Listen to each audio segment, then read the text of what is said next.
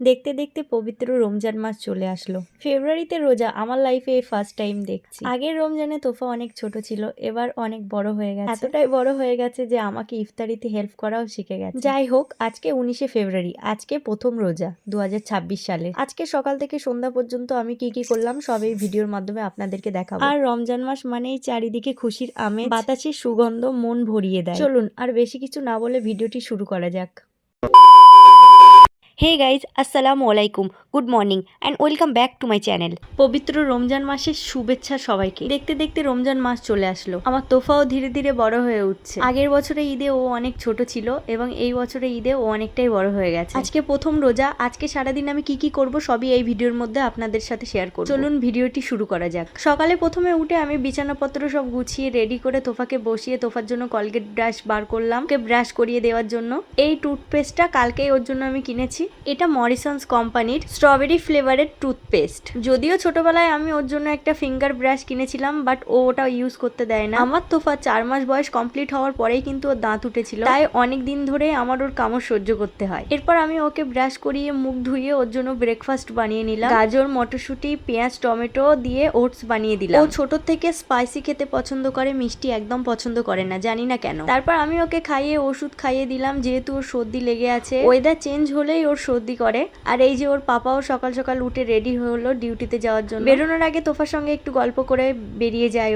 ও বেরিয়ে গেলে তোফাকে আমি তোফার দাদিমার কাছে দিয়ে বাড়ির বাকি কাজ কমপ্লিট করে গোসল করে নিই। তারপর তোফাকে গোসল করিয়ে খাইয়ে ঘুম পাড়িয়ে দিই। দেখতে দেখতে বিকাল হয়ে গেছে। এবার আমি রান্নার দিকে যাব। পুরো রমজান আমাদের বাড়িতে কিন্তু বিকালেই রান্না হয়, যেহেতু রাত্রে দুবার খাওয়া হয় সেই জন্য। আগে আমরা দুবার খেতাম, বাট তোফা হওয়ার পর থেকে আমাদেরকে আর দুবার খেতে হয় না, একবারেই হয়ে যায়। কারণ তোফা অনেক রাত পর্যন্ত জেগে দুষ্টুমি করে, সেই জন্য আমরা ওর সঙ্গে জেগে থাকি। তোফার পাপা অনেক রাত্রে বাড়িতে আসে ডিউটি থেকে, সেই জন্য আমাদের একবার খেলেই হয়ে যায়। মানে সব মিলিয়ে আমাদের রাত্রে খাওয়ার টাইম 1:30 থেকে 2টো। আজকে মটরের ঘুগনি বানাবো এবং কালকে ছোলার ঘুগনি। আমরা পুরো রমজানটা এভাবেই খেয়ে থাকি, একদিন ছোলা একদিন মটর। তারপর আমি তেলে ভাজার জন্য বেগুনি এবং কুমড়োর বড়া করে নেব। তারপর আমি ফল কাটাকুটি করব। দেখতে দেখতে ঘুগনি কমপ্লিট হয়ে গেছে।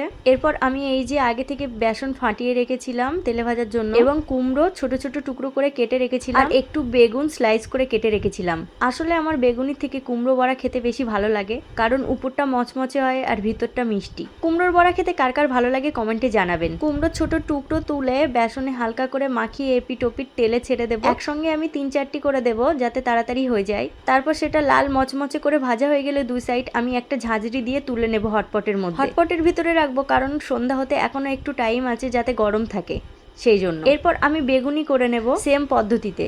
তারপর সেগুলো আস্তে আস্তে আমি তুলে হটপটের মধ্যে দিয়ে দেবো। এরপর আমি আজকে একটা স্পেশাল রেসিপি বানাবো ভাবলাম, সেটা হলো ফ্রুট কাস্টার্ড। বাড়িতে কাস্টার্ড পাউডার অনেকদিন ধরেই কেনা ছিল, ব্যবহার করা হয় না, তাই ভাবলাম আজকে একটু ফ্রুট কাস্টার্ড বানাবো। এই ফ্রুট কাস্টার্ড ইফতারিতে খেতে কিন্তু দারুণ লাগে। এর জন্য প্রথমেই আমি একটা পাত্রে দুধ ঢেলে নেব এবং সেটাকে একটু জাল করে নেব।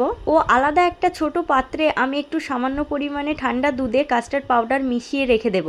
জাল করা দুধটাতে আমি পরিমাণ মতো চিনি মিশিয়ে দেব। আপনারা আপনাদের বাড়িতে কে কতটা মিষ্টি খায় সেই পরিমাণ হিসাবে চিনিটা ব্যবহার করবেন। যেহেতু আমরা চিনি কম খাই, সেই জন্য সামান্য পরিমাণে চিনি অ্যাড করব। এবং এরপর আগে থেকে ঠান্ডা দুধে মিশিয়ে রাখা কাস্টার্ড পাউডার দুধটা এর সঙ্গে মিশিয়ে দেব। এবার লো ফ্লেমে হালকা নাড়াচাড়া করতে করতে প্যাটার্নটা একটু গাঢ় হলেই নামিয়ে নেব এবং প্যাটার্নটাকে একটু ঠান্ডা করে নিতে হবে। আমি ঠান্ডা করার জন্য ঘরের মধ্যে একটা ফ্যান চালিয়ে বসিয়ে দিয়েছি। ফ্রিজে দেব না, কারণ ফ্রিজে একদম গরম জিনিস দেওয়া ঠিক না, আর যদিও আমার মেয়ে খাবে সেই জন্য আমি ফ্রিজে দিইনি। তারপর আমি ইফতারির জন্য সব ফল একে একে কেটে নেব এবং ফ্রুট কাস্টার্ড বানানোর জন্য আলাদা করে ছোট ছোট ফল টুকরো করে কেটে নেব। আমি অনেক রকম ফল দিয়েছি, যার মধ্যে আছে কলা, অ্যাপেল, কুল, বেদানা, আঙ্গুর আর তরমুজ। আম দিলে কিন্তু খুবই ভালো হয়, বাট এটা কিন্তু আমের সিজন নয়, সেই জন্য আমি আমটা আর পেলাম না। তারপর সব আগে থেকে কেটে রাখা ফলের টুকরোগুলোকে কাস্টার্ডের মধ্যে মিশিয়ে দেব। দেওয়ার পর এভাবে হালকা হাতে নাড়াচাড়া করতে হবে।